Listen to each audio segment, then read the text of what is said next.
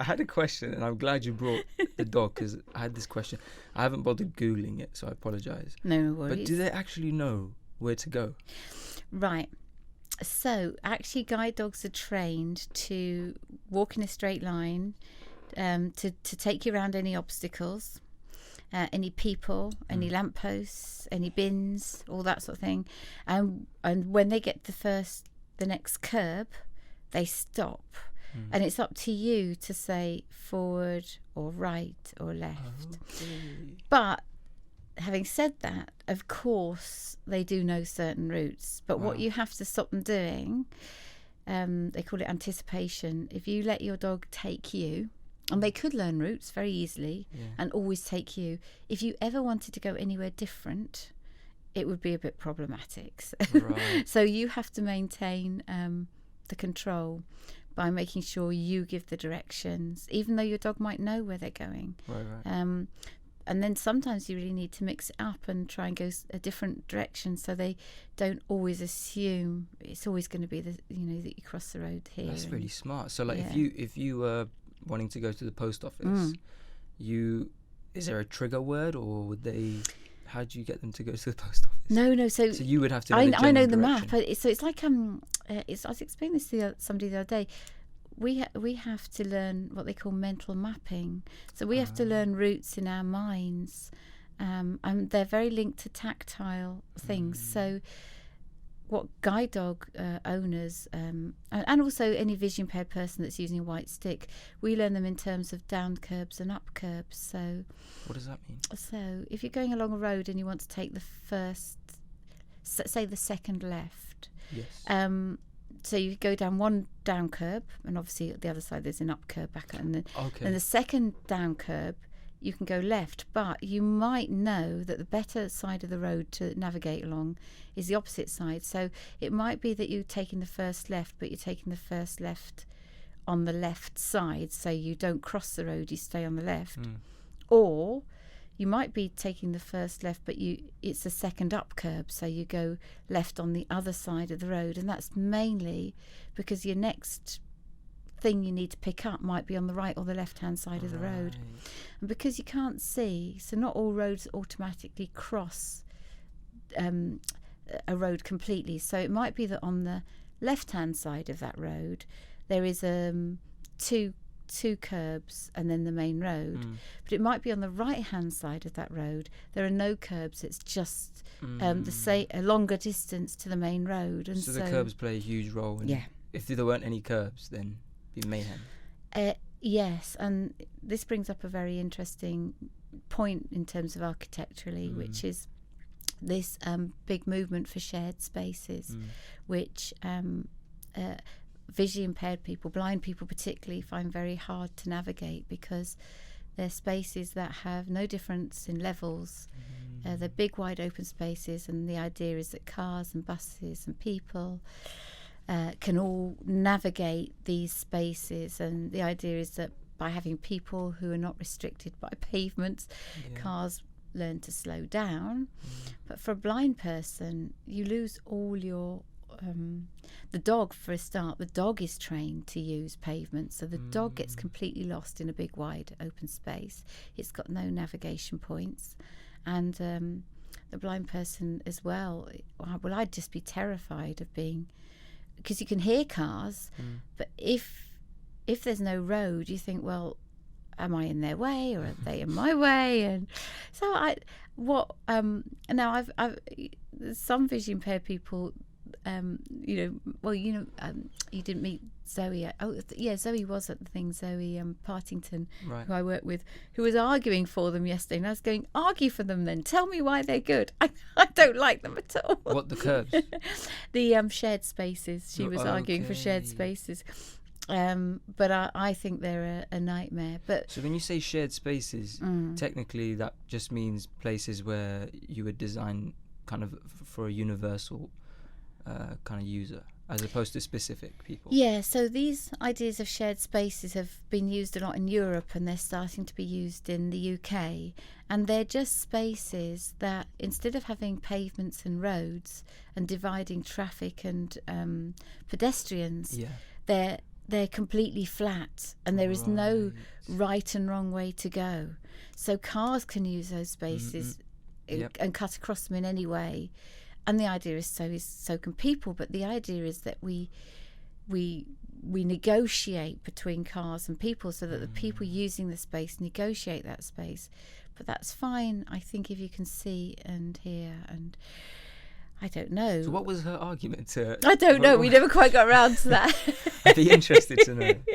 She's partially sighted, but she was saying for some people with limited energy, some people with mobility impairments, not going up and down sort of pavements, it's a lot better for them.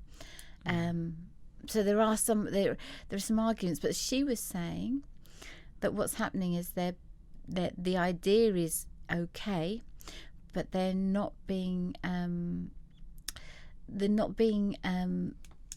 fulfilled in the right way. So, for example, a shared space might all feel more like it's one level, but visually there might be some indications of where traffic can go and where pedestrians can go, and maybe different surfaces, which would then, a completely blind person might be able to pick up on a different surface. So this effectively is the pavement and this effectively is the road.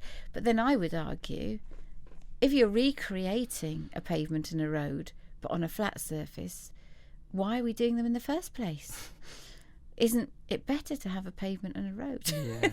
Well, it's really interesting because there's a massive, I guess, move to try and pedestrianise places a lot more. And it may be that through the pedestrianisation of a lot of urban space, you end up making a lot of public spaces.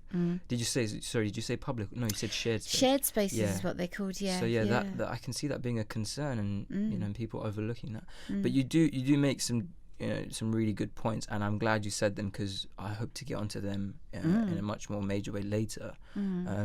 Especially, how do the blind experience space? And also you touched on the differences between partially sighted and blind, and people who have become blind as compared to those who are born blind. Through whatever little research I've done, it seems that there are massive differences between all those different types of people. Definitely. And it shouldn't be that we just whitewash over blind is blind, because there's even differences in what type of blind. Absolutely. And obviously everyone's different as well, so everyone has different preferences. But in terms of visual impairment, there's people that can see quite a bit, but might be completely night blind. So as soon as the light goes, they can't see anything. Wow, I didn't know that. There's some people who have something called we have rods and cones in our eyes, and they help us see black and white and colour. There's some people with one of those missing, and they can only see in black and white. Wow. Would that just be what you'd call colourblind? No, that's different. No, it's different, because when they only have black and white perception, one of the other impacts is that sunlight can be really blinding for them, because they've got no way of managing sort of light. So there's so many different ways of experiencing visual impairment. Imagine trying to design a space for a person with that condition, because daylight is for, if not everyone, nearly everyone, it's the most important aspect of creating, I guess, a nice space. But for them, it would be horrible. Yes, yeah. So I know when I was partially sighted, some days, the best days to navigate were grey days, because you didn't have shadows, because shadows can throw you. So you're walking along in the sunlight, and you're handling the sunlight, but then you are plunged into dark shadow, and you can't see anything. So grey days are more consistent. They were for me, but this is how everyone's sight loss experience is so different. That's incredible. I really did not think of that. I did know that there would be differences, but I didn't make the connection that would then significantly affect the way in which you design. But just to go back, we met at the University of Westminster. We did. You held a really incredible workshop, which I was so grateful for, because you get so caught up in the monotonous kind of academic what do you call it, rhythm. Yes. And it was nice to break that, and we did a very I would say creative, free and quirky It was amazing. Yeah. And I don't know if you could tell, I was probably one of the most keen ones. You were really. I was, because I loved drama growing up as well. Yeah. And it was also very personal for me because I did my bachelor's thesis on how to use all of our other senses to perceive space. And that's actually one of the main reasons I wanted to reach out to you. And I kind of saw it as it was incredible coincidence that that I'd run into you. Oh, and that's why we're here now. So so that's great. That's how we met. And generally, I guess we kind of went straight into it, but could you tell us a little bit more about yourself? Because we've had many questions for you from followers on the social media. Oh wow! Which I hope to get into later. Okay. But yeah, were you born blind, and how did you become involved in the work that you do? Right. Okay. Sorry. So I wasn't born blind. I was born fully sighted. Wow. And I lost my sight officially at the age of 16. But from the age of 13, I was having sight loss issues. But I was told originally that it would be cured, that I would regain sight, that I would never become blind. I had something called child uveitis, which is quite rare. Wow. And so I had lots of operations and all sorts of things. But at 16, I'd lost significant sight after 2 cataract operations. So I got very young age cataracts. I got secondary glaucoma as a result of the operations. But on top of that, the uveitis, which is an inflammatory condition linked to arthritis, meant I think my retina was being destroyed, basically. So by 16, I had significant permanent sight loss. And so I was registered blind, but I could still see a lot more than I can now. But I was using large print. I could navigate around, roads and pavements, but I had to make choices. Everything was very blurry and had a limited field of vision. So I could either look in front of me and try and avoid lampposts, or I could look down at my feet and try and not fall downstairs. Wow. And it was one or the other. And so I was always having accidents. So I didn't get my first guide dog till I was 21.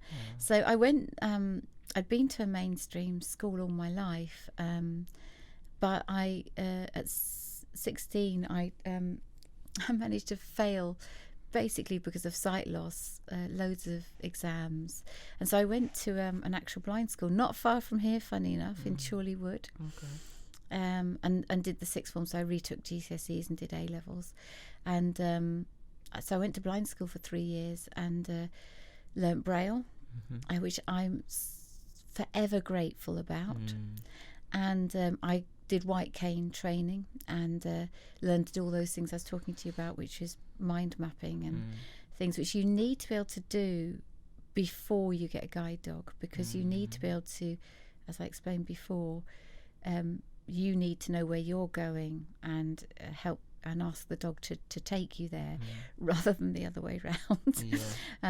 And if you can't do that in your head, then that's what. So I learned all those things, as well as getting some really good academic tuition. And I've weirdly enough, when I lost my sight, something changed in me, and I'd been quite a quiet person, not particularly academic or anything, not particularly ambitious. But I lost my sight, and suddenly I thought, well, my choices became limited. So when you can see, you can go, well, do you know what? I'm not that academic. I'll go. I quite like retail. I fancy doing work in retail, or I'd I don't know. I'd like to be a decorator, or I'd like to go and do some farming, or I'd like to go and travel. You got all these choices as alternatives to academia. But when you can't see those, you suddenly think, actually, realistically, I can't do those. Nobody's going to give me a job in A, B, C, D or E. And so one thing I did realise is I would have to use my mind in some way. And so I did actually for the first time study quite hard. But I didn't quite know what for. And then I went to university and I took a combined studies degree because I didn't really know what to do. And one of the subjects I chose was drama. And in the first year I did 3 subjects, and then I just fell in love with drama. And even some of the lecturers said to me, you can't take drama further, you can't major in drama because you can't see. And that just made me even more determined in a very weird way that I was going to do drama. So I did drama. And it was ridiculous, really. But I just felt completely like I'd found home when I started studying drama. I felt I understood it and I loved it, and I did drama. And then when I left, I didn't get a particularly brilliant degree, but I did drama, and I did a combined studies degree where I focused on drama, however you describe it. And then I started a theatre company with some friends. I started another one, and I got my equity card, and then I freelance for years, and then I got my first proper job where a theatre paid me every week or every month with the Liverpool Playhouse as a youth theatre director. And that wasn't for disabled people's youth theatre, it was a mainstream youth theatre. They took a massive gamble on me. And I worked there for about 4 years with running, myself and one other director, we ran 6 youth theatres. And I loved it. And then I moved into my career, which has been a mixture of project management, and I also lectured for 9 years in applied theatre and disability arts. And alongside all of that, I've always had a freelance career as well, which has been as a writer and performer. And then about a year ago, I need to go back a bit. I was the artistic director for a company called the Northwest Disability Arts Forum in Liverpool between 95 and 2000. And at that time, there was the first big explosion of looking at making theatre spaces accessible to disabled people. And that was really brought in because the Arts Council brought in its first lot of lottery funding. And on the board of the lottery was a disabled person. And they made it, they ensured that any capital grants, so any grants for real changes in theatre buildings, had to include access for disabled people. And one of the things that anyone putting in a capital bid had to do was get a survey done by disabled access auditors. And so as I was the artistic director for Northwest Disability Arts Forum, we had to always look at ways of, as well as being Arts Council funded and Liverpool City Council funded, we had to always look at ways of making some additional funds. I put together a team which included an architect who wasn't disabled, with a team of disabled artists, and we would go out. So very much did it like the Arc. So there was a visually impaired person, a hearing impaired person, and a wheelchair user or somebody with mobility impairment. And we went out with an architect, or we explored plans with an architect, and we put together reports to say how to make buildings or to make future plans. And this was your initiative? Yes, it was actually. Brilliant. And because I think I've always loved buildings. I've always loved architecture. Why do you think that is? I don't. When I was 16 and I still thought there was going to be this operation before I got registered blind. I did 1 year of sixth form in a mainstream school before everything went really, really, really bad. And I suffered that permanent sight loss and realised that it wasn't going to get better. I was still grappling with sight loss, but it was on the edge of becoming permanent and all that. I did take a technical drawing course because I loved the thought of architecture, but I couldn't see enough. So after about 6 weeks, I had to abandon it. Do you think it has anything to do with the fact that architecture is a field that operates with managing space, and I do get that you were into the drawing aspect when you were younger, but perhaps when you became blind, there was more intrigue due to the fact that architecture is the way you organize space, and that actually is an incredibly important aspect of being blind. I think you're absolutely right. Yeah. I think it's like any interest anyone has. You sort of have that interest anyway, and when you become a disabled person, your interests don't change. It maybe how you manage them. So when I grew up, I was an avid drawer and reader. I've always been an addict, a reader. But when I was a child, I grew up drawing all the time. So I loved drawing. And I think you're right that my initial attraction to technical drawing was it was potentially a way of earning a living as a drawer, as somebody who drew. But obviously when I stopped being able to see, I stopped drawing in the same way. But I think you're right in the fact that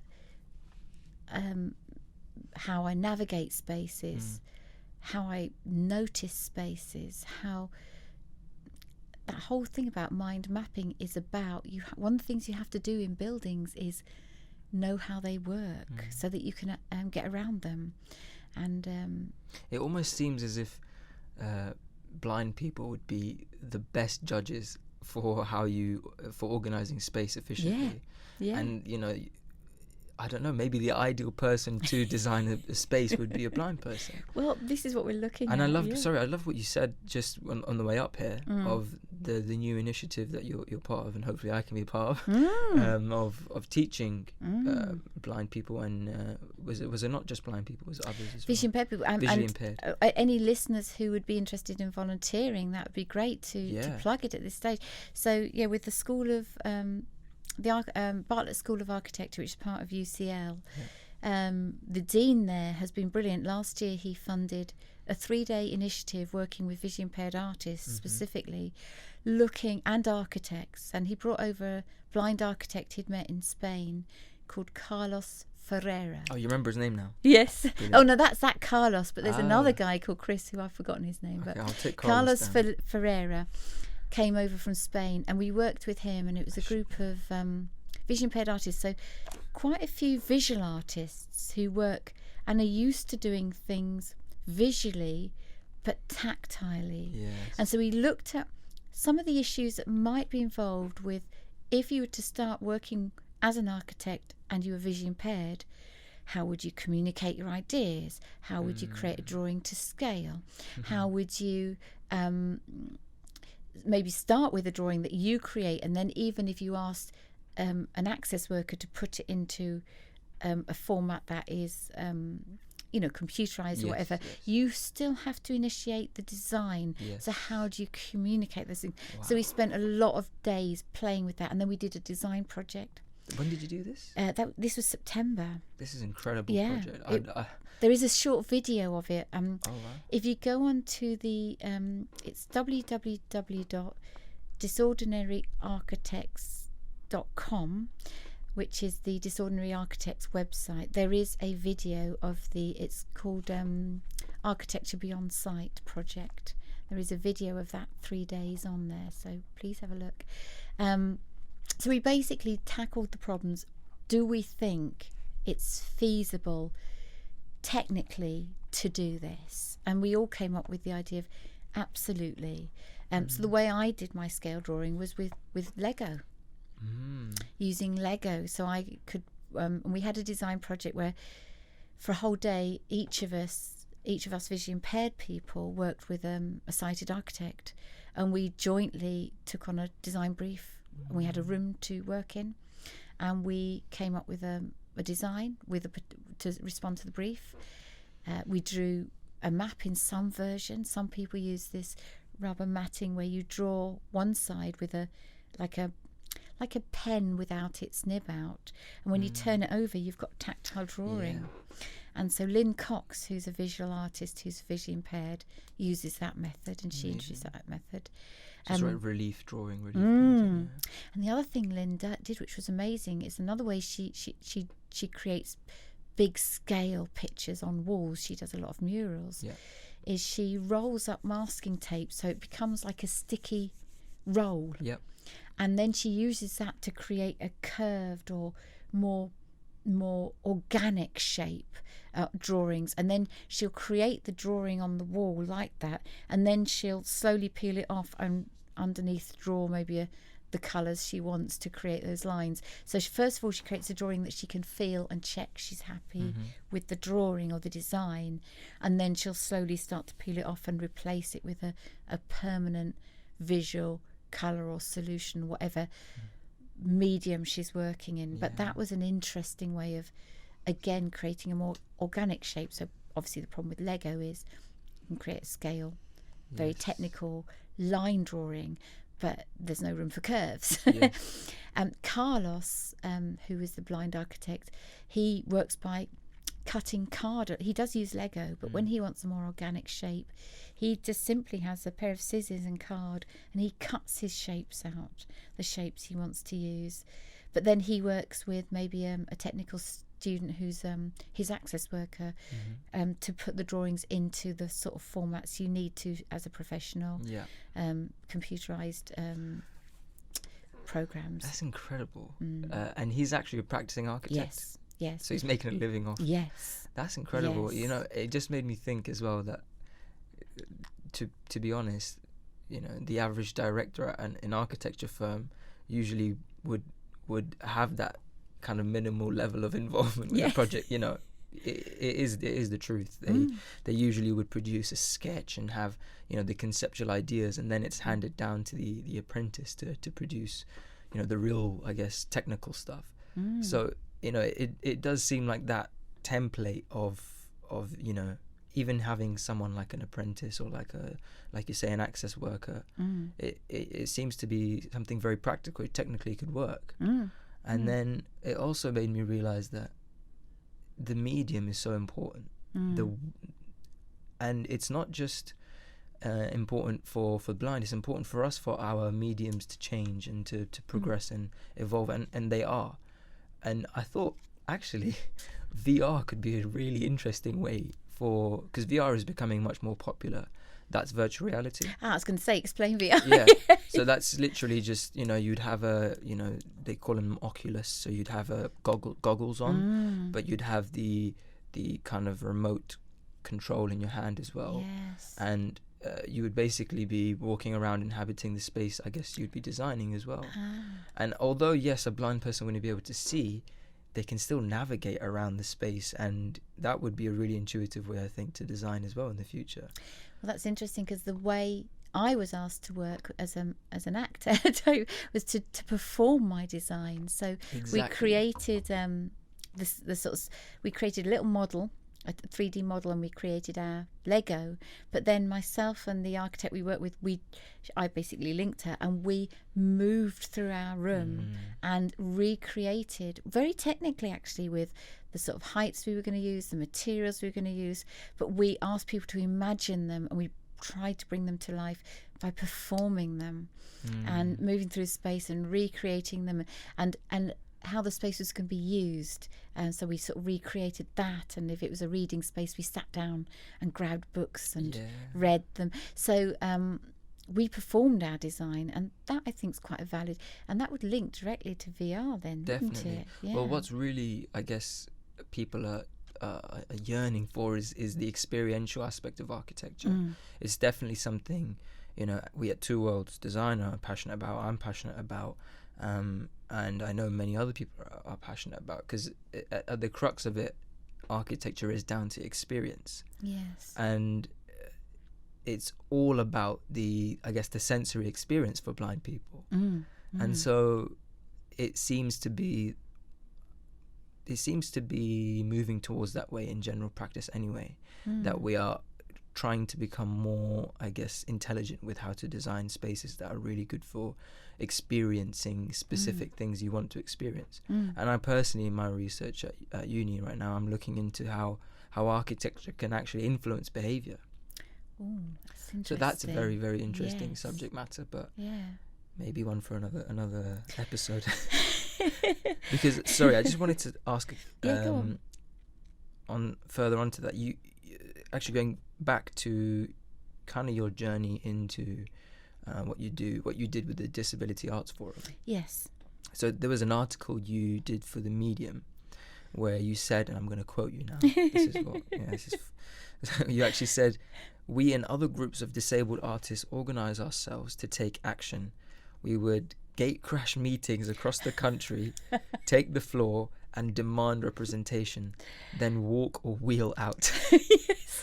Yes. So I wanted to go back to kind of your career again. My career, your early career as well. So that's incredible. That's like an activist move there. It was. So yes. what happened there? Because it actually worked. It did. So obviously, it's me being a person of great age now. Well, I'm not great age, but so when I became blind and disabled, so I was 16, I was quite young. But at the time, and I wasn't political initially, but I went to university, and all through my university career, I didn't meet any other disabled activists or anything. But when I left university, one of the first groups I got involved with was a group called Arts Integration Merseyside, which became North West Disability Arts Forum. Right. And I got involved as a disabled artist. Now, at the time, disabled people had no legal rights. Mm-hmm. So it was perfectly legal to say you can't do this degree, not because you haven't got the A-levels, but because you're disabled. And that happened all the time. Wow. It's perfectly legal to say you can't come in this shop. Deaf people using sign language were asked to leave pubs because they upset the customers. That's what they were told. People in wheelchairs, if they could actually get into a building, were then told they were a fire hazard because of health and safety, and they had to leave. So what year about? So this was. So we started campaigning. So So 19. Let me think. I went to university. I finished 86 at university. And so my first, in that year, 86, I then went to my first event with Arts Integration Merseyside in 86. So we didn't get the Disability Discrimination Act, which is what we then started to campaign for change, for legal recognition, for legal equality. We were campaigning for equality rights. We got those in 1995. So it was a journey from then. Obviously, people have been fighting before. I just didn't know anything about the politics. And so Arts Integration Merseyside was quite a political organisation. I got introduced to something called the social model of disability, which is the idea that the medical model of disability, which had existed, and I suppose some people probably still see disabled people, and they certainly do in other countries, that there is a normal, somebody with an average height, intelligence, 2 eyes, 2 ears, mobile, and if you don't fit that normal, you're abnormal. And medically, what the medical profession needs to do is to try and make you as normal as possible. But if they don't succeed, your abnormality or your problem is yours. It's your problem. Under the social model, they say that disability is quite normal. It's quite natural. It has always existed. But what's happened is society has chosen not to accommodate it. So society has designed itself around a fictional normal. And that design has excluded anyone who doesn't fit it in many ways. So the social model says, we don't need to change disabled people. We need to change society. We need to change the world to include everybody. Of course. And so that really has an impact on design. So that really, when I first heard that, it changed my life. And I can't tell you how it changed my life, but I think when I lost my sight, I felt quite ashamed of being blind. And I was always saying sorry to people when I tripped up or something like that. I'd fall over or walk into something, I'm so sorry. I can't see. But actually, that, blindness doesn't happen to everyone, but it certainly happens. It's quite a natural thing for some people to become blind or to lose their ability to walk or whatever. But there should be no shame attached to that. That's something beyond your control. But what is within your control is how you navigate the world. But when there is no access, no matter how independent you want to be, how much of an independent thinker you want to be, how much you put into your own life experience, so how much you study, how much effort you put into learning skills, or into your career. If you physically can't get into a building, or you physically can't get somewhere because of the lack of access, you are stuck. You are really, really... You're excluded. Completely excluded. And there's nothing you can do about it if the built environment excludes you. So the first... so we were working on two levels. We were working on the right to go into places, and the fact that physically buildings needed to be changed to be accessible so we could get into them. So for blind people, obviously, I didn't experience the same physical exclusions that somebody in a wheelchair would. Yeah. But certainly when I got in there, the attitudinal people wouldn't, work is still an issue. Employment for disabled people is still a massive issue. We're still highly excluded from the workplace. You can get work, and you have to work hard and persuade employers that you are not a risk. But and I've managed to get work all through my career. I have had a couple of experiences of unemployment, but so have most people in my profession. But it's a hard one, and a lot of people really struggle. There's disabled people with several degrees who really struggle to get employment. So we were fighting for the rights for inclusion and equality. And architecture was your avenue, essentially. It was your route. It became it through the arts. So the arts integration, most of the people we used to go into meetings for, the first thing we targeted were, at the time, there was lots of arts organisations run for disabled people that offered workshops for disabled people, and they were all run by non-disabled people who were funded to run workshops for us. And of course we were expected to go to them. We went to them and took part in them completely unpaid, so that it wasn't like a progression route in any way for disabled people. And so the first thing we decided to target were those organisations, and most of them were run by something called the Shaikh network, which does still exist. And their sort of remit was to run workshops, arts activities for disabled people and older people. So we tackled that arts network. So we went along to meetings and said, you shouldn't be running workshops for us. So sorry, you actually barged in? Yes. Just run me through that. How did that? Well, actually, Arts Integration Merseyside was part of the Shape network. And so the way we got into that was really interesting. The person employed in Liverpool to run Arts Integration Merseyside was a non-disabled guy at first. Right. He's a guy called John McGrath, who is now currently the artistic director for the Manchester Festival. Wow. Really successful and brilliant person. So he was your inside man. He was and the first thing he said is, I shouldn't be running an organisation for disabled people. I should be running it. Disabled people should be running it. And at that time, he was revolutionary because he had an Oxford degree. He was absolutely establishment, everything that, the sort of person that easily got employment in the arts, whereas we weren't getting employment in the arts. So the first thing he did was job shared with a disabled person, and that person is a woman called Mandy Redvers-Rowe, who is a great friend of mine and somebody that was part of my company, No Excuses, who we started to do comedy work with. We're going to get onto that. We'll get onto that. So he job shared with Mandy, and they were part of Shape Network. And then the next thing they did is the first event I went to in that 86 was to encourage loads of disabled artists to get involved in what they called a user group. And then they started saying it shouldn't be just us going to meetings, it should be all of us.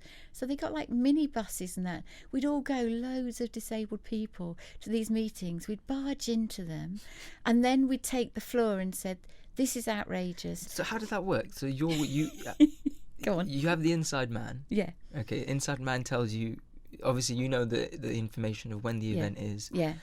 And how's the access getting into that building? Well, they did usually take place in accessible buildings because they ran projects for disabled people. Yes. So then, but always at the meeting were non-disabled people who ran these projects for disabled people. So you managed to get yourself in. So loads of us would go in en masse as disabled people, and then we'd take the floor uninvited. So you didn't even get a ticket as an audience member? No, you just walked through the doors during the event?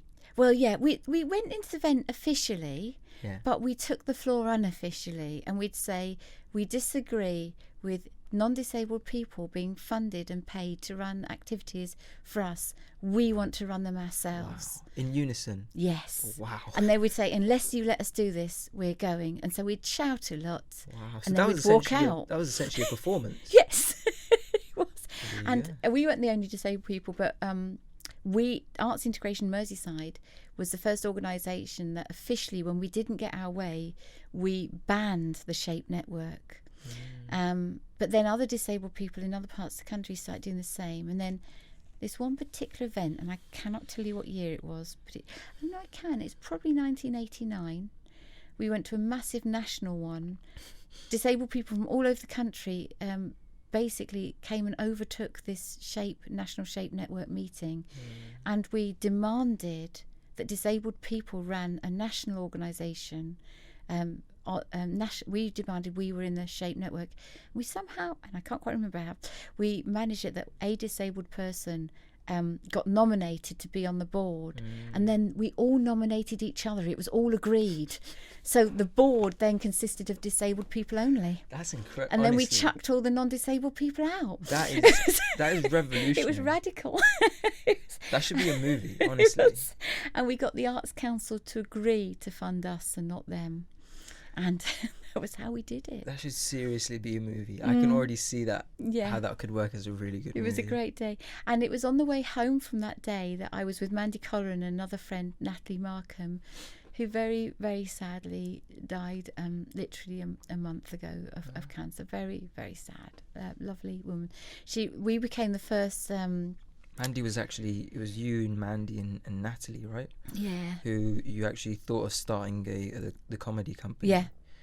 It was this journey home where somebody very well-meaning came in. It was one of those very old-fashioned carriages where there's like 6 people or 10 people in a carriage. And this lovely lady, very posh, came in and said, how interesting. She saw like me with a guide dog and Mandy in a wheelchair. And it's like we were exhibits. And she was very well-meaning, don't get me wrong. She said, how interesting. And she said, and you, to me, how did you inherit your blindness? Yeah. We just all burst out laughing. We were just saying, actually, we don't need to look for material. It just comes to us. Well, this is the amazing thing, because you were very proactive in kind of involuntary. You kind of got pushed into this kind of socio-political sphere. Yeah. And in some ways, I guess it didn't even hit me until now. You were actually part of a big revolution in this country, which changed the attitude towards disabled access completely. Yeah. And in some ways, you're the progenitor of that. Well, lots of us were, but I was I was one of those people at the right time. You initiated most of it. We as a group definitely did, and we as a comedy group did a lot of comedy around. Yeah, and so that's the other thing. So you were really active in the socio-political sphere. Yeah. And then this is what I find amazing. By the way, you did use some creative skills in the socio-political sphere with those incredible performed activism protest things. But you're a sketch which was actually on, was it BBC? Yes, BBC. At the time, there was something called the Disability Programmes Unit, which was amazing. That was run by disabled producers and directors, and they wanted writers and actors and presenters. Wow. And so this was a first of its kind initiative. It was, and one of the producers saw us performing. We started performing in '89, and we did a few shows in the north, then we went to Edinburgh Fringe, and she saw us performing and asked us to do some television, to do the work. And so we started doing lots of sketches for television and touring nationally. So if anyone hasn't seen it, it's what's the official name? Because it's called Alphabet Soup, right? Yeah. That's one segment. Yeah, so that was the first big contract. Was we were asked to do 26 sketches, but Alphabet Soup was actually like the best of those. Was the 26 decided before or after your title? The title was first, and then we were given like 2 weeks to write 26 sketches. So quite rightly, some were good, a lot were mediocre, and some were just absolutely terrible. But according to who? According to me. But we had 2 weeks to write them and then 2 weeks to film them. And All then of they them? went out over the whole year. Yeah. Wow. But the best ones we've got available on YouTube. We're called No Excuses. Pretty much most of them. Have you? Yes. I love them. Thank you. Honestly, because what I love about them is, I guess it's kind of like a historical reflection on what the attitude was around the time. Yeah. And you guys took this amazing kind of ironic and satiric and very awkward kind of approach to in a way, what you find about, because I actually do follow a lot of comedy as well, but what you find to be the best comedy is when people do the most uncomfortable things. Yes. Yeah. And I guess that is in some ways what you were doing, because with all the misconceptions going around and all the awkward people asking if you inherited blindness, and I guess all of the questions that people genuinely had questions which could seem a bit silly, but they still, they weren't ill-intended. No, we were really careful. We didn't ever want to make fun of non-disabled people for getting those things wrong. What we targeted were the barriers in society that excluded us. So we were very careful to target that societal structure, and then to just generally be silly. But we tried to be just silly ourselves rather than make fun of anyone. Yeah, you actually used your own names. Yes. You didn't have any characters. Well, we sometimes you had characters, but, yes. but did you use the same names in all of them? No, we sometimes had character names, but I suppose often you didn't necessarily know what the character names were. We just sort of maybe had them in our minds. But and we're thinking, actually, we've been talking recently of doing what we quite like to sell as an idea is an up-to-date A to Z of disability and see how it's changed. And maybe some of the sketches would be the same, but some would be radically different. And we're actually talking at the moment about maybe doing that. And you saying you love them is lovely, Honestly, I think I was you mentioning that to do an update version makes me excited. Especially if if it was taken up by if it was you had more characters in there, you had more time to write them. Yes, we'd need more time, definitely. It's an incredible idea I think it's an incredible market, shall I say, of because people still have the awkwardness. Even me in writing these things, I was thinking, is that the right question to ask? And should I ask this? But you're kind of going out there and just getting all those misconceptions and awkward questions out. Yeah. And it's very educational as well. You're essentially building awareness of disability in the best way possible. Oh, that's by good. Making people laugh and happy, and asking all the hard questions. Yeah, and it was incredible. Oh, that's so lovely.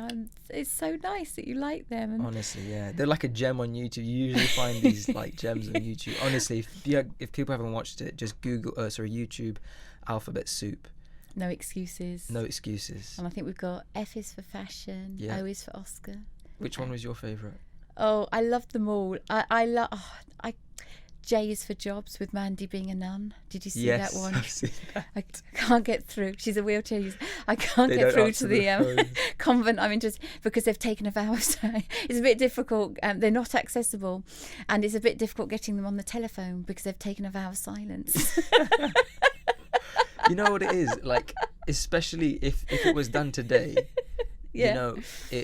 I would imagine there would be, you could also take into account how comedy has changed as well, because comedy has drastically changed. It has. That worries me a bit, because when you write comedy, you just do what makes you laugh. You can't always worry about the audience. I was going to ask that. So what is your creative process like in coming up with those kind of sketches? Well, we improvised a lot, but then this is what helped me understand I was a writer, because I did write some out from a place of anger. So O is for Oscars. I wrote from a very angry place, because at the time there was this play called Crystal Clear. And it was created using something called the Mike Leigh technique. You know Mike Leigh as a writer-director. He's a brilliant person. But somebody had taken his idea, and what Mike Leigh asks actors to do is sort of live and inhabit their characters. And really inhabit them for weeks and weeks, and to dress like them, and to go into the world as though they're that character, and sort of so that then they can partly improvise the play, he creates a lot of amazing films. But Mike Leigh never intended it to cross sort of boundaries of disability, whereas this person, and I won't say their name, they've taken off every reference from the internet. There's no reference to this play, but at the time in the 80s it became a hit play and it was filmed. It was called Crystal Clear, and he asked a lot of sighted actors to put blindfolds on and pretend to be blind, and then they wrote a play. Wow. Of course it was awful. I imagine. It was insultingly shallow and inaccurate. And what made me angry is I watched it obviously with a mainstream audience. I watched it at the Playhouse, Liverpool, and the audience thought that was true. That was what blindness is. But it was so outrageously inaccurate and patronising and insulting. Well, you know what it is? It seems obvious now, or at least to me, that why would you try to represent a certain person without using the actual person? It's like having a black minority or an Asian minority group represented by a white man or a white woman, or even in the creative side of things. Like you don't have to, because obviously I guess there's a lot of question with disabled roles as well in movies. It's a big thing. It's never gone away. And when I wrote the Oscars sketch, we focused it on Oscars because it was true then and it's true today that what an actor needs to do is play a disabled person, and then most likely they'll get an Oscar for it. And it's never a role that's available to disabled people. Yes. And I remember speaking to the director of this play at the time. I did get to speak to him, and I was angry with him. But I'd asked some questions, and he said, "Oh well, at the time there's a very well-known blind actress called Ailsa Fairley." And he said, "Well, we approached her, and she wasn't able to do the part." And when I spoke to Ailsa, what he didn't realise was we all knew each other. And so I said to Ailsa, "So did they approach you to play one of these parts in the film?" She said, "Oh, they approached me to be a blind person with a guide dog in a waiting room at the hospital, and she's a professional actress." Oh my God. And I went, right, so these are the things we fight, and unfortunately there is still a massive debate. It's flared up quite recently that the industry is still casting non-disabled people to, as it were, crip up. We call it cripping up, as people used to, very insultingly black up to play black characters. Well, they still do it with so what's disabled, crip up? To pretend to be a disabled person, to get into a wheelchair, or to do tics, physical tics, or to pretend to be blind, or to pretend to be deaf, or anything like that. People still think it's okay. And whilst there's a discussion to say it's not that we're absolutely anti non-disabled people playing every sort of impairment, but whilst the industry is not allowing disabled people in to play non-disabled characters, it's wrong. But I also do think that acting's about interpretation, isn't it? So if you aren't disabled and you try to interpret disability, you do it from an outside-in approach. But when you're in that process, you're taking all your own prejudices, whether you're aware of it or not, into that role. And so you're still recreating for audiences a negative view of disability. And the only people that can change those negative viewpoints and negative perspectives are disabled actors themselves. We're the only ones that can interpret the roles in a more interesting and more accurate way. Yeah, and instead of patronising. And even if people think they're coming from a really good place, and I've done my research and I've gone and watched people in wheelchairs or interviewed people, that's the other insulting thing. Sometimes you find as a disabled actor is somebody will say to you, "Oh, I'm going to play this role of a blind, I'd really love to meet you." And they want to meet you so they can copy you.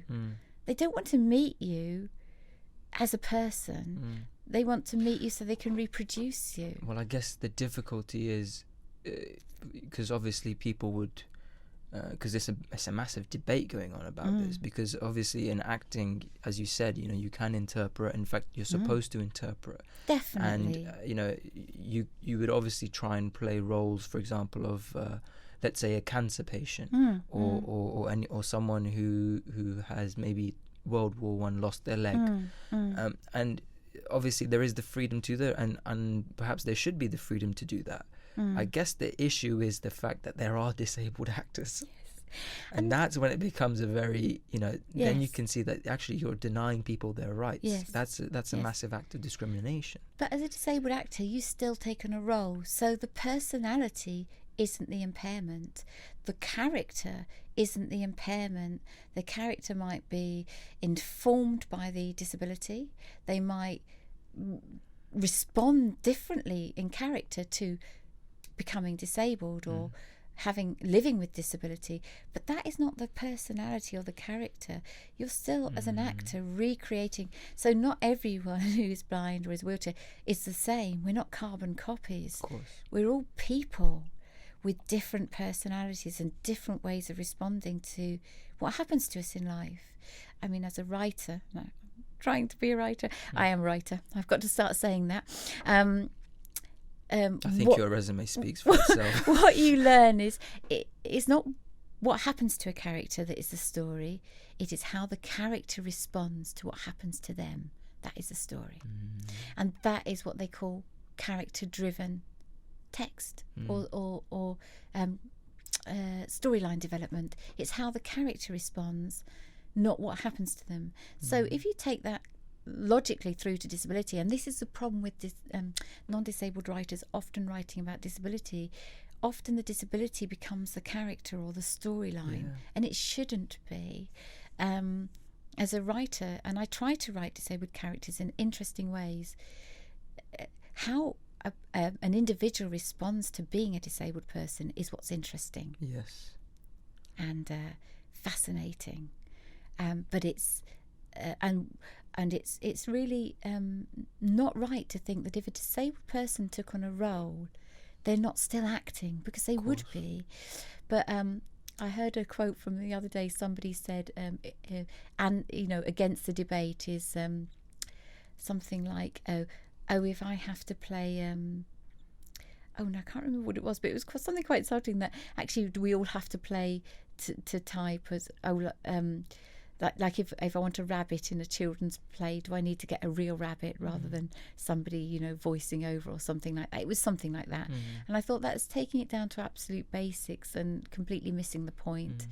The point is, what a disabled actor would bring to that role is a knowledge of disability, but they would still have to interpret how that character responds, and it might be quite differently to how they respond to impairment. Of course. I think the thing is, people have to ask the question that what is the lack of sight really taking away from someone being able to act and interpret a situation or person or character? Yes. And the answer is, in most cases, nothing really, because you still have to inhabit that world, and you still have to.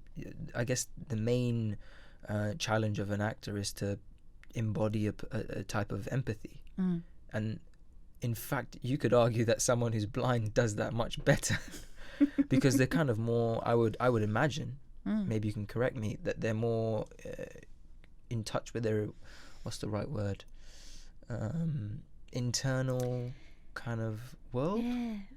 Do you agree with that?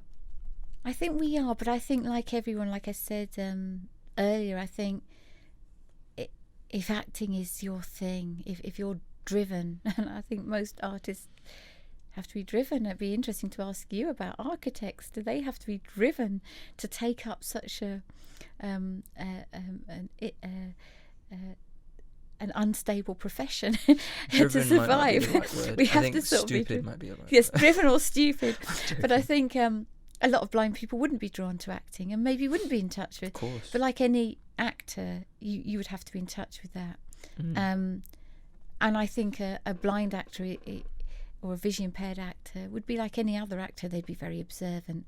We have to observe slightly differently because we don't visually observe, but we observe in all sorts of other ways. Right. Yeah. So now this brings me on to, I guess, the key question. And this question was asked by followers as well. Yeah. And it was the fact, how do you experience spaces? And of course, I guess the literal and obvious answer is through your other senses.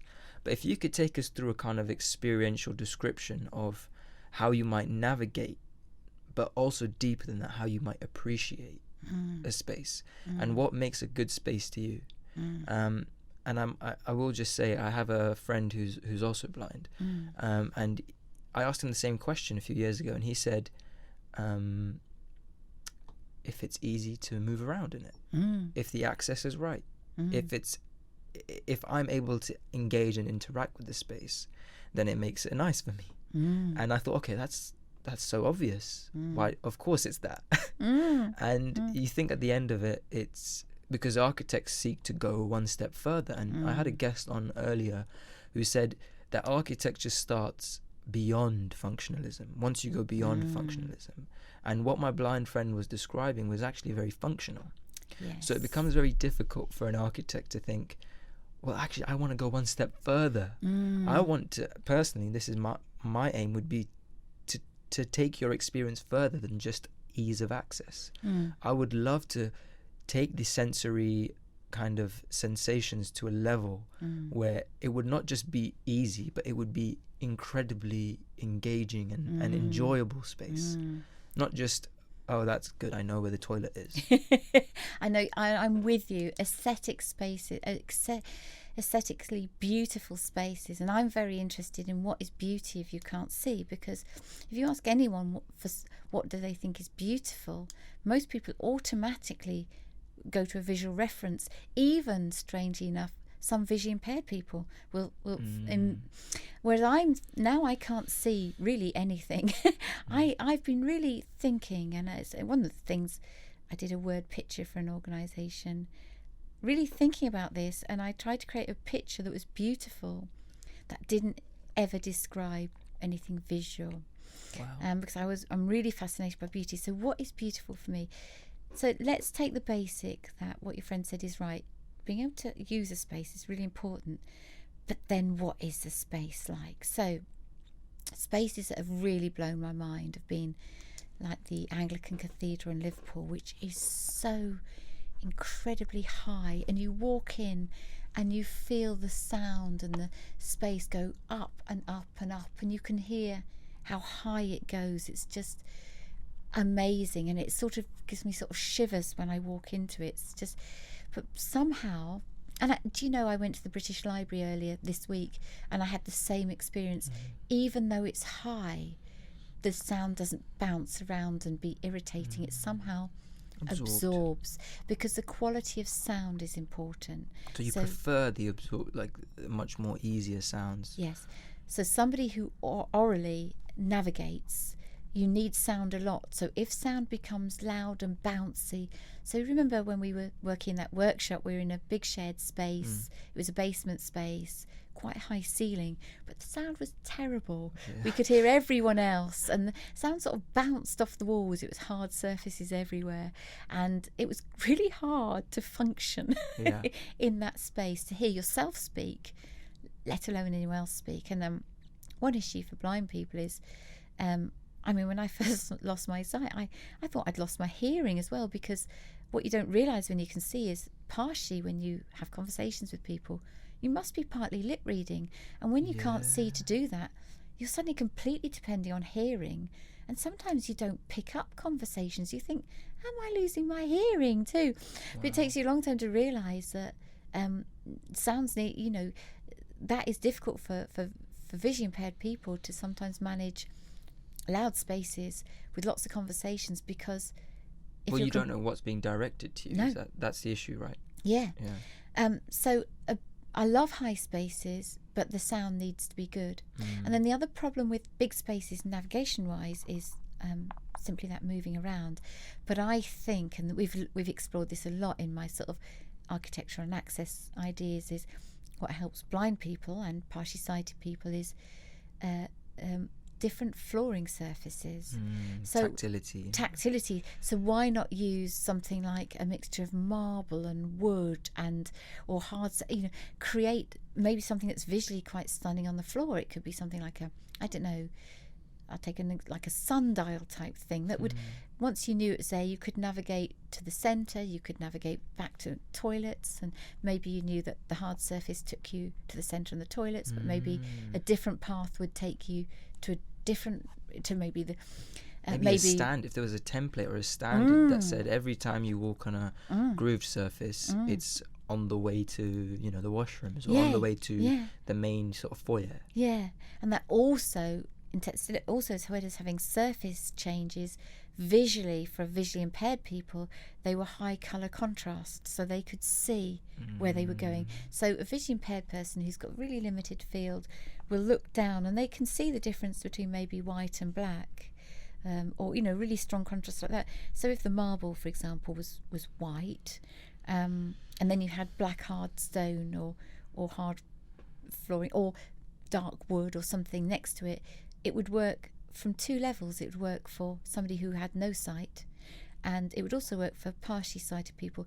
And then you need to make it work, obviously, for sighted people. You need to make it beautiful. So it might be that the aesthetics of access for vision impaired people are in a way invisible to sighted people. They just see a beautiful pattern. And I would argue that it needs to work visually too, and somehow relate back to the building. Yes. But that it has what's maybe unseen to sighted people, built-in access for vision impaired people, so that we can use that space really effectively. But it's still beautiful. So we need to think of beauty from all aspects. So it sounds really important. And in the British Library, the other thing they had was a waterfall. I love water. I love the sound of My water. friend said that as well. Yeah. Said his favourite place is the sea. Yes. And I did a workshop with architect students in Manchester, and I talked to them about it's slightly different from your workshop because we had a different brief, and I talked about the social model and the responsibility of architects to make buildings that were inclusive, but I said they also need to be beautiful, aesthetically pleasing for everyone. And so then I started to tell about what I thought the aesthetics of beauty were for vision impaired people. And they were given a design brief as part of it. And one of the things they came up with, which I thought was amazing, was one group designed a building that had sort of holes or gutters in it that collected rainwater. So when it rained, the building became sort of like a giant waterfall, and you could hear it from inside. Wow. I thought, how beautiful. So the building changed based on the environmental changes. Like a seasonal building. But from a aesthetic point of view, for a blind person or vision impaired person, I mean, everyone would find that interesting. Exactly. But that would be a level of beauty we could access, whereas obviously we might not experience the details high up on a ceiling, or, you know, those things. But also you'd obviously need to look at how you use light and natural light. But a completely blind person might not experience any of those things. But if it rained and something amazing happened with the water, how it was siphoned around the roof or into water, you know, obviously we're all keen nowadays to be more environmental, to save water, how it was siphoned off into those water barrels, the ways you could really play with guttering, and how water might, I don't know, hit little windmills or things that would then make additional sounds as the water flowed past. You could do some amazing things. I was really excited by the response the architect students had to the aesthetic challenge I set them. The more you talk about, I think I could listen to you all day talking about what you think is a great space, because the more you talk about it, the more I am convinced of my contention that by having someone who is visually impaired or blind and maybe deaf, you know, I think these are all different worlds we have to explore. Yes. Right now, you know, we're exploring the world of the blind, and I think if you had someone like that and you designed with the blind in mind, wow, I just made a catchphrase. I hope no one's already done that. But I'm copywriting that right now. And but sorry, I was saying, if you design with the blind in mind, I think you can, at the crux of it, design the most amazing space generally. Yes. Because everything you're describing just to me sounds amazing. And what you're doing essentially is you've identified what is the most stimulating for our senses, and everything you suggest is, we take it for granted. Yes. But everything you suggest is perceptually stimulating. Is a sensory stimulant. And I feel like that's what's missing in our design. Everything is so oculocentric, which is based on vision. Absolutely, yes. And sometimes a visually beautiful space isn't beautiful to inhabit. Right. It sometimes doesn't work for whatever reason, and I think sound has a lot to do with that. Spaces that don't work orally very well are difficult spaces to work in, and I think maybe sighted people might find them difficult, but that not being aware of why they're difficult. There's a famous architect called Johanni Palasma. He says, sight makes us solitary, whereas hearing creates a sense of connection and solidarity. Wow. And I would take it further, going back to the course we're trying to set up at the Bartlett School, would say, wouldn't it be great for you to work alongside visually impaired architects? I would go further than that and say it's incumbent on us to work with them. Yes. Not just because it's part of inclusive design, but I believe it will make our spaces way better for everyone. Yes. I get excited by the thought of the suggestions that I've heard my friend come up with, that I've heard you come up with, because it seems like it just raises a level of a space for everyone. Definitely. And obviously there are Mandy, I think you should write a book about it. No, honestly, you should write a book, because everyone is really curious about this question. And I'm glad we did this podcast as well, because we've just touched on some recommendations, and I think that's better that way, so you can save them for your new book. Thank you. But you should do a book on how to sense space with your other senses, because, by the way, that's what my essay was on. So I'd like to write this book with you. Okay. I would love to explore that. I've never written a book about something like that before, but hey, why not? Makes sense. And just to say about this course, it's running 22nd of July to 25th at the Bartlett School. How do people get involved? If you email, now I'm trying to remember the email address, it's info@disordinaryarchitecture.com, and we are looking for volunteers to work as access support to support what we're hoping will be 12 visually impaired students to try. There's going to be 2 routes, but we're going to basically explore 4 modules in the week, and then the final day will be a sharing. And one route will be look at them.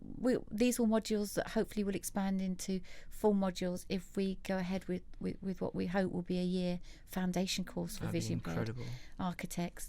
And one will be contextualization and buildings, which will be based at the British Museum, and that's why I was there the other day. And that would be a 2-day module, and looking about how you write about architecture and how you research it. I did just realise, when is that for? Sorry. That 22nd of July. Okay, when do you have to apply by? Mid-May, I think we're looking for people to get in touch. Okay, because this probably will be released around, hopefully, early May, so that's works. That's fine. Well, if I send you a press release, then you can maybe put it out alongside. Well, what I can do actually is on my Instagram, I have a lot of architecture followers, or a fair few, so just in case it doesn't get out by the July time, by the we would time. Still, to be honest, that's for students, so we'd still people to be in touch with us anytime, I think, to the beginning of July for volunteering. Okay, brilliant. Because we're looking for some people that would be happy, maybe with some architectural skills would be amazing. Yeah, what I'll do is we can do a little story on Instagram, and people can know about that that'd be fantastic. Right now. And the idea is to just get visually impaired people working as architects and see what that does to the industry. I think that's going to be an incredible thing to do. I think it's going to be amazing. And it kind of goes with the theme of what Two Worlds design is about. I think people maybe will get confused about what two worlds really means, because it is very philosophical. But the idea behind two worlds design is it is a very broad concept, but the concept is universal in that there are always two worlds to everything. And specifically in design and architecture, what I'm very interested in is the fact that there is the built world, the outside world, matter as such, and then there is the internal world, the world we occupy within ourselves. And that's essentially experience. Yes. And the way I see architecture is it operates mainly in those two worlds. I mean, that is existence as such. So we have the external world and the internal world. And I believe architecture is seeking to bring harmony between both of them. And so what we've been discussing is how we experience the built form, and that is what Two Worlds is about. And that's what this platform is about. So as you can tell, I'm very passionate about this. But let me quickly just move on to some of the questions we've had from followers. Yeah. And if you could try answering these in, I guess, 1 or 2 sentences, that would be great to get all of them out. I'll do my best. So, in day-to-day life, is anything better or easier from being blind? Oh, wow. That's a brilliant question. It's a tough question. That's a good question. It's mine, by the way. I think, great. I think I'm very good at focusing because I'm not distracted by visuals. Wow. I was actually going to ask you that. But... Yes. Well, until very recently, I worked in a shared office, and I was no problem just zoning out and writing and working on whatever I was working on. Amazing. But maybe that's just me, I don't know. I think also the other thing is, I try not to be too long, is we inhabit our own heads a lot as blind people because we are not distracted by the visual world. We don't engage with the visual world. So when we're walking along, yes, we've got mobility to do.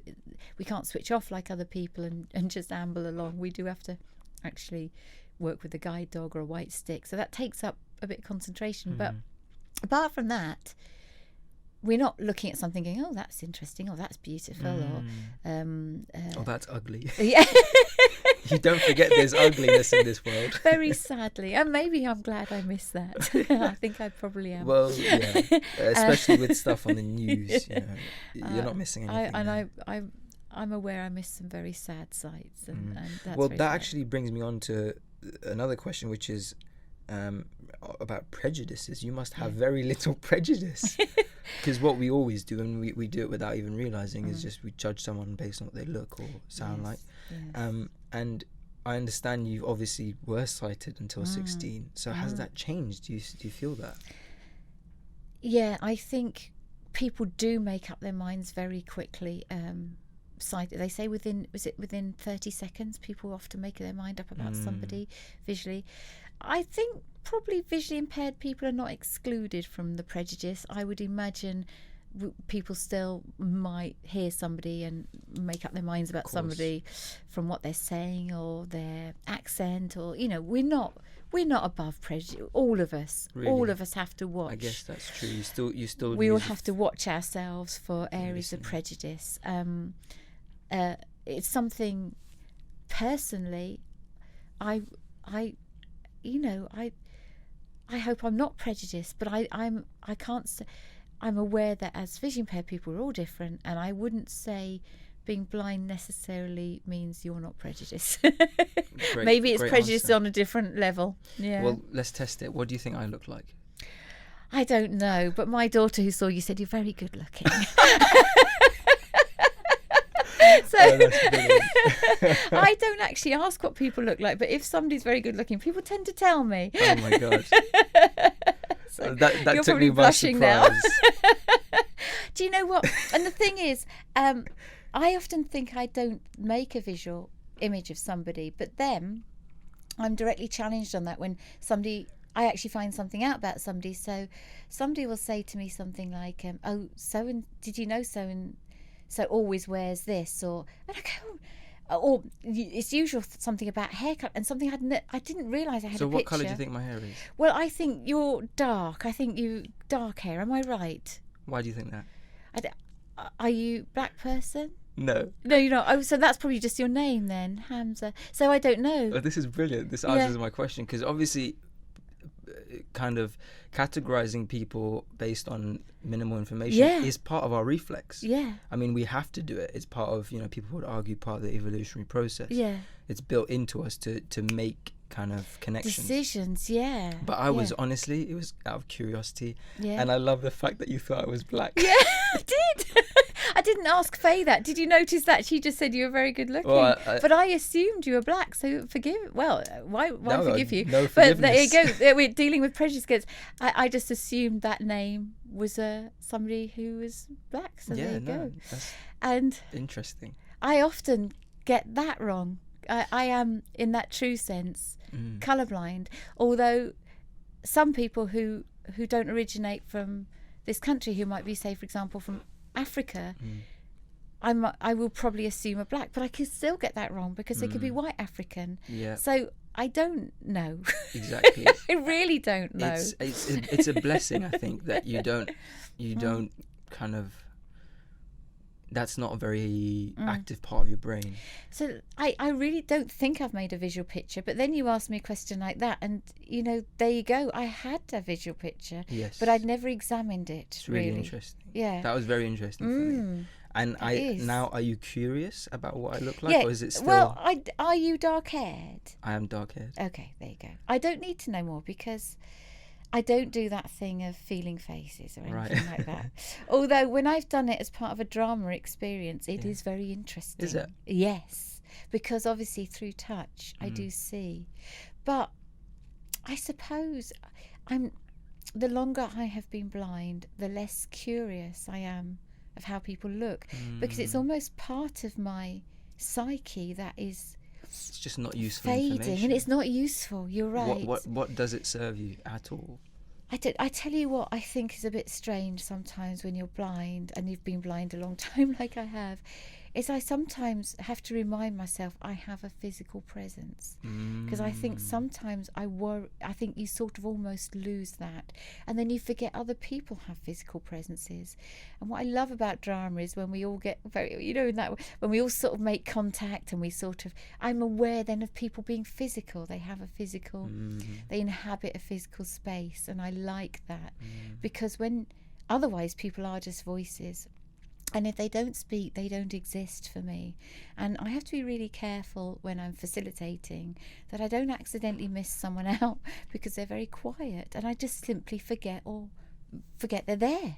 So I have to be careful when I facilitate workshops or anything to make sure I include everyone. And I have strategies to make sure I do that. Yeah. But when I'm relaxed and I'm chatting to a group of people, if somebody sort of doesn't contribute, I forget they're there. Yeah. Because people don't have a physicality. And that sometimes when you think about it as a blind, but that starts to worry you a little Well, bit. what it is it's your judgment of someone's character is highly accurate, because you're judging based on what you hear and say, as in although you say you could have prejudices, and I think it's impossible to not have. Yeah, we all have to work on them. All of us. Yes, but there are some prejudices which aren't very harmful to have, because it's just part of your the way your mind and your system as a human works, and you need it in some ways. Even judging from people's voice, you might be able to tell that this person's about to get very angry and you need to get away. And that's very important. That's a very good point. Yeah, we do need to use our instincts, don't we? Exactly. For self-preservation. Yes. I'll get to the next one now. It's, do you listen to music, and has your taste changed? Oh wow, I do listen to music, but I'm probably not as much as I should do. I do love music, but I'm not. My radios are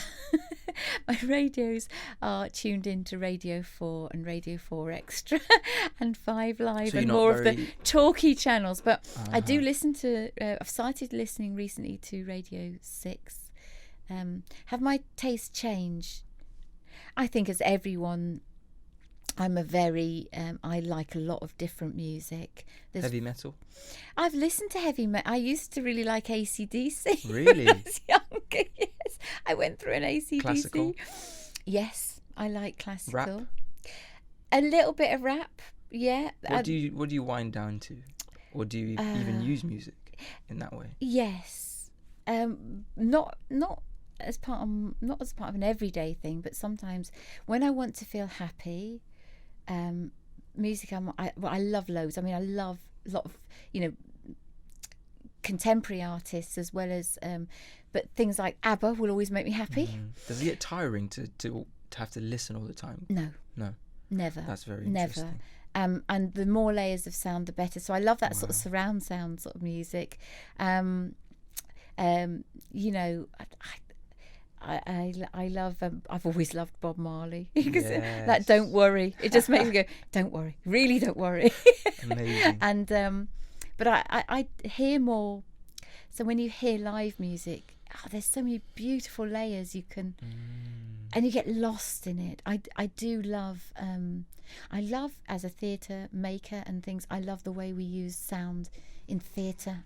So what if you had a music experience where you had an architectural space where like you said, you had the rain falling through, you had all these perceptual stimulants around you, as well as an amazing band performing and nature all around you? Would that not just be heaven? It would. I had an experience once where I was walking through quite a built-up urban area, and I suddenly heard, it was actually we've got a place in Liverpool called the Bombed Out Church, which is a church at the top of Bold Street, anyone who knows Liverpool, the bottom of Hardman Street, where in the war it got bombed, and so it's a ruin. There's all the steps leading up to it. There's no roof on it. And at one point it had trees growing through it, but it has been reclaimed as a sort of open air art space. They sometimes show cinemas in there. And one day, and I hadn't realised it was being used at this time, so quite a few years ago, I was walking along busy urban street, and suddenly I heard this beautiful sort of music, this ethereal music, and it was going up and up and up, and it was obviously being, and I realised as I got near the Bombed Out Church it was come from there, and I literally just walked up the steps and went in. I'd never been into it before, and went, what's happening? This is amazing. Wow. It was some sort of exhibition actually, but they playing this beautiful classical music that it's like it created for me, the sound sort of created a visual image and it's like it brought peace to this area of busy traffic and people and shoppers. What genre was it? It was was it really alternative? It was alternative, but it was like a sort of a beautiful note. It was like singers holding these beautiful notes. It was sort of ethereal, like synths. Yeah, it was just, and I love choral music. Yes. I love the human voice, and so when you say classical, I love classical choral. But I also love, who doesn't like Mozart and Beethoven, and they're all amazing, and Debussy, and I'm not a classical expert by any means, but I do love classical What you just said brings us on to another question, which was by Faisal UK on Instagram. He asks, do your other heightened senses make you experience a new form of vision? Now that is a very interesting question, and I would say yes. And I'd say it doesn't happen automatically. So the first thing that I had to change in my brain, I think, was when I learnt Braille, was to learn not just how to, obviously there's a whole load of, Braille is made up of a combination of 6 dots, and all the letters and everything, and the words and the shorthand for words are all made up from a combination of those 6 dots. So the first thing you have to learn is the shapes of them, and then you have to learn to feel them, and that from your fingers, that makes words in your brain. And so first, when I learnt Braille, I had to physically recreate the shapes of the words, and they're not like visual letters at all. So A is a single dot, and B is 2 dots, and C is 2 dots, but whereas B is 2 dots vertically, C is 2 dots horizontally. They do not look like the visual shapes of letters. So first of all, I had to feel a shape, recreate it visually in my mind to know what it was. But now my brain simply reads on the page, and I know the letter. So I've almost skipped that step. So you do have to retrain your brain, I think. And then the other thing I would say, architecturally, the most exciting experience I've had in terms of using touch is in the Liverpool Life Museum in Liverpool. They have recreated a model that you can touch. A lot of models they create you can't touch, they're behind glass, which is no good for a blind person. They've recreated a model of the Three Graces, which are the three iconic buildings in Liverpool that are at the waterfront, and that everyone talks about the Three Graces. And we were having this conversation the other day about the course we're about to run, because we want to get a lot of models of classic buildings, because people talk about classic buildings and everyone assumes they know what they look like, but we don't. Yes. And so for the first time, not only did I get to feel the three different buildings, but they were recreated it's in scale to how they would sit alongside each other. And suddenly I got I knew what the Three Graces looked like, and it was amazing.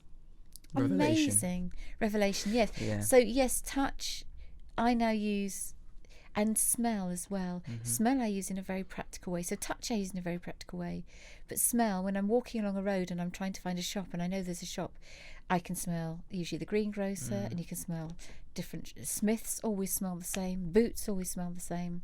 You know if you've walked into the wrong shop because it smells wrong. You go, oh, no, I'm in the wrong shop. And so you walk out again. What's the best smelling shop? Is it Phoenix or is it too overpowering? Well, Lush, I love Lush, but it is a bit overpowering. It's I can always smell there's a Lush around, but it's so strong you can never actually identify where it is. You go, I know there's a Lush nearby. That's amazing. But it does smell amazing. There is a specific smell profile for every shop. For a lot of shops, a lot of chains. And that becomes very interesting for architecture as well, because if you could almost standardize a specific smell for a specific room, it doesn't just become interesting for a seeing person, but it's incredibly helpful for a blind person. This is what I mean about if we use if the blind people were to design our spaces or inspire our spaces, we have better spaces for everyone. Absolutely. And I'll quickly just go to the other ones. So thanks to Sophia Sakar, who is that's her on Instagram as well, who we've actually addressed your question, which was how do you perceive and experience space. I hope so. The other question from Faisal, actually, and again, if you could do it briefly, is what are your dreams like? And it's really interesting. As a sighted person, when you were young, originally, I do sometimes experience sight in dreams. But what's very interesting is if I meet somebody in a dream and I'm seeing in that dream, I don't always see, but if I'm seeing in that dream, and it's somebody I've met since I can't see, I start to I look and I'm trying to see them and I can't see them. Wow. Because I have no idea what they look like. So I have an impression, I know it's a specific person I'm talking to. And you're trying to see them? Yeah. Is that a recurring dream for you then? That happens. And then the other times I do sometimes have a dream where I can see again. And it's very emotional. And it's very strong. Wow. Because what I've forgotten about sight is how powerful sight is. Wow. How amazing it is. I don't in any way say that sight is not amazing. It is amazing. But so I have completely forgotten how amazing. And then every now and again in a dream, I get a really clear, must be a visual memory of the sea or something amazing. And I'm very emotional in that dream. You know, it can be amazing. I'm getting emotional thinking about it. So yes, very strange dreams, mixed up dreams, and. Yes, if it's somebody, so if it's like my mother, and the last time I saw her I was 16, she'll be my mother when I was 16, and I still, when I meet my mother, she obviously hasn't aged for me. And my sister the same, or anyone that's in my family that I knew as a sighted child. But I don't know how they've changed. That's incredible. We could do a whole podcast just on dreams, I think. Yeah, that'd be interesting. And I once asked a completely blind person who'd been born blind about their dreams, and they said they just experience dreams like they experience the world. They'll know they're speaking to a particular person, or they'll know they're running across a field or something like that, but they've never known sight, so their dreams will be inhabited with their other senses, blind experiences. Yeah. I actually did a bit of research and found that answer as well. And also, same response I heard from someone else who was who had your condition as well. In that they were not born blind, and they said that they would often wake up and want to go back to sleep just so they could see that again. Yes. And it's an incredibly, I think, it's an incredible lesson for us who can see of what we take for granted, completely take for granted. Yeah, and I'm really careful to say being positive about being blind, because there's lots of really brilliant things. But of course, it's okay to say, sight can be amazing, and it's okay to say that, and still be positive about being a blind person, and not sort of, I think the danger for some people is when they become blind is that they spend a lot of time and wasted energy wishing they could see, and that is a waste of energy. Yes, I'm personally a strong believer in fate. Yes, and what I also feel is you essentially enter into a different world. Yes, you do. And not to say whether it's negative or positive. Yeah, it's that's the reality, and it's an incredible thing if you think about it, because you now are embodying a whole new existence. Yes. And someone like me, I'm so curious about how you think and how you act and how you see, and that's for me like why I'm so intrigued by people who are blind or visually impaired. And you also don't realize what value you can be by being in your situation. You can actually, I think you become incredibly not just inspiring for people, but we're talking about architecture here, and I am, as I have said, I'm very strong in this opinion that it's people who have these disabilities become critical contributors for us in taking our architecture to the next level for everyone. And creating a better world for everyone. So that's that's that. I think that's lovely. Thank you. My mum actually asked a question. Oh, lovely. Again, if we could keep it brief, it's how do you let me try and word this properly. It's we take colours for granted, but do you relate to colours in a different way? Yeah, another really interesting question. Well, obviously I have a memory of colours. Yes. I often disagree with my husband about colours, and he can see. We have been known to have an argument in a shop choosing curtains, and he'll say the green. I go, but aren't our walls this? And you go, yeah. I go, that will never go. And you go, why not? I go, no, that doesn't go.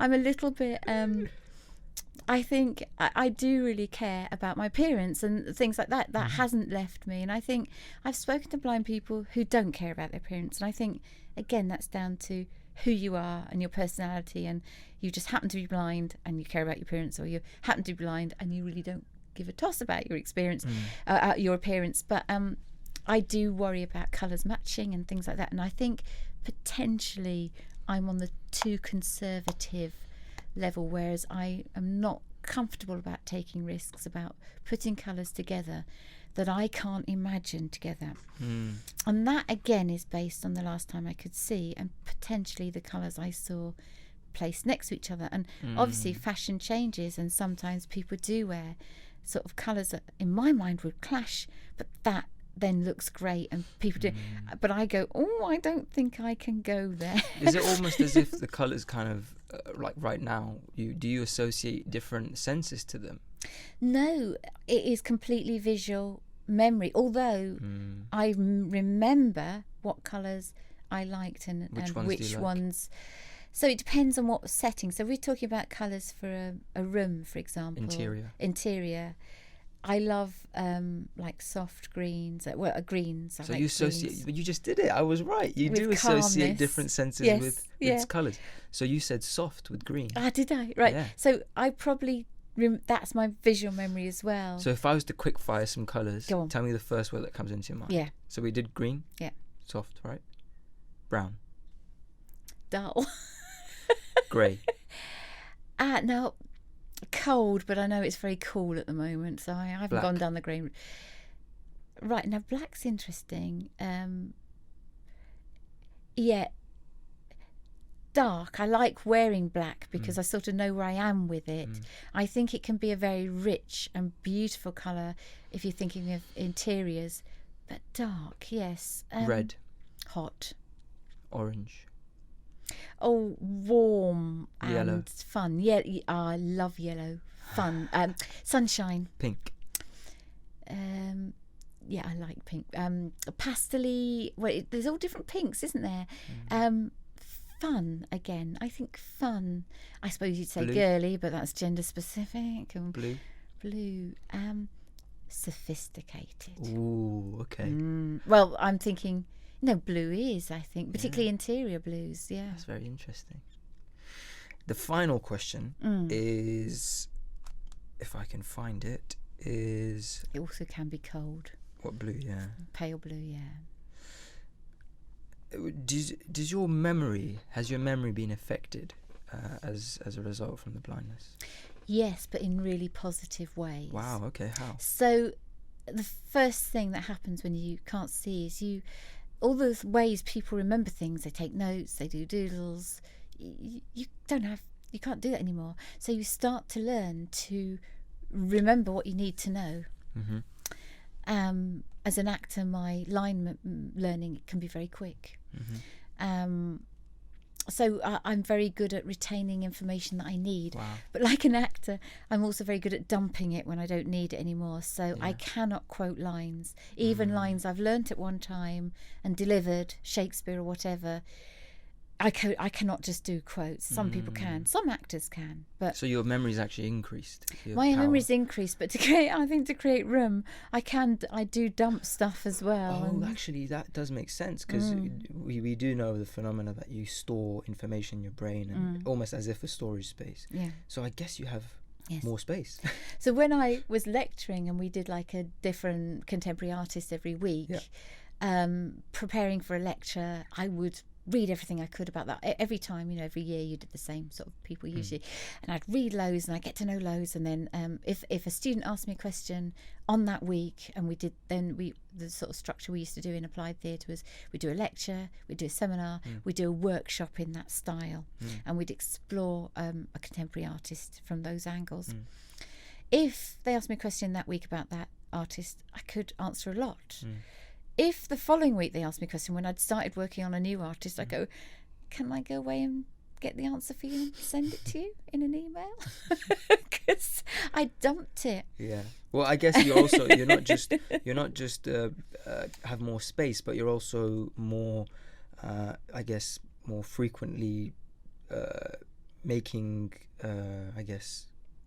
room and recycling information quicker as well. You just can't fall back on. I mean, a lot of people who deliver lectures and things like that, they put a slideshow together, which I obviously did, but then I couldn't see it.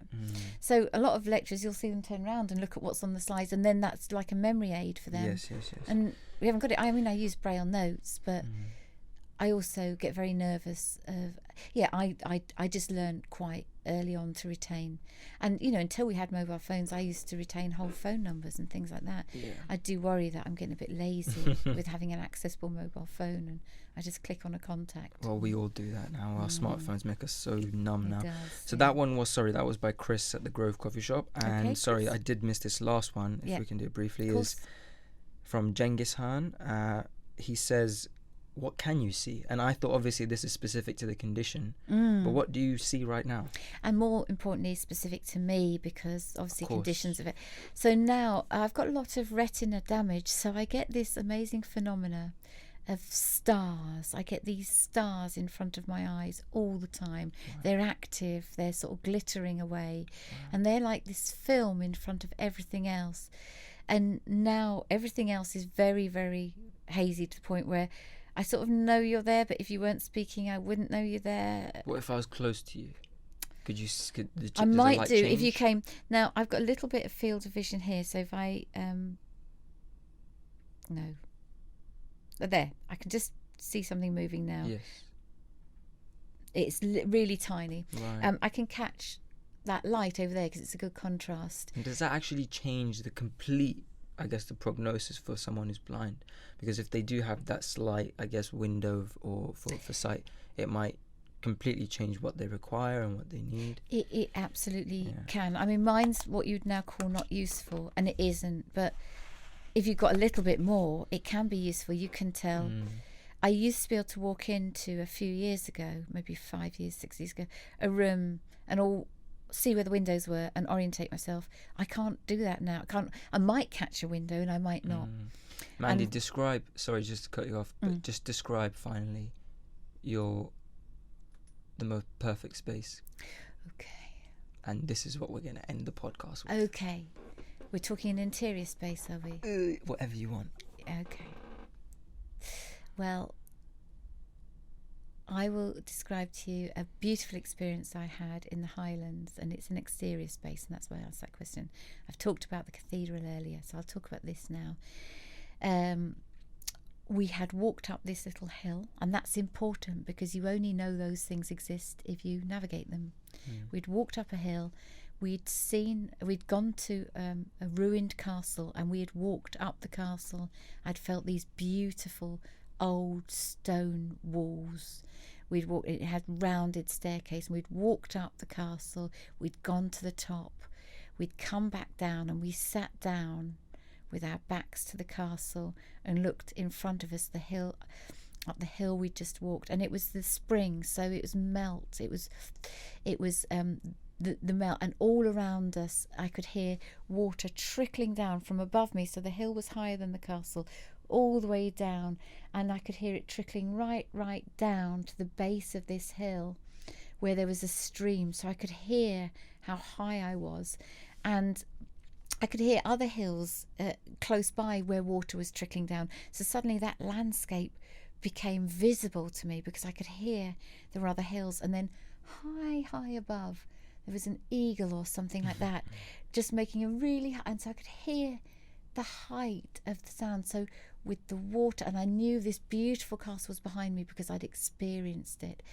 and the grass and the bracken softened all the sound, and there was nobody else, and me and my husband sat there and we ate our sandwiches, and then we just sat, and it was beautiful.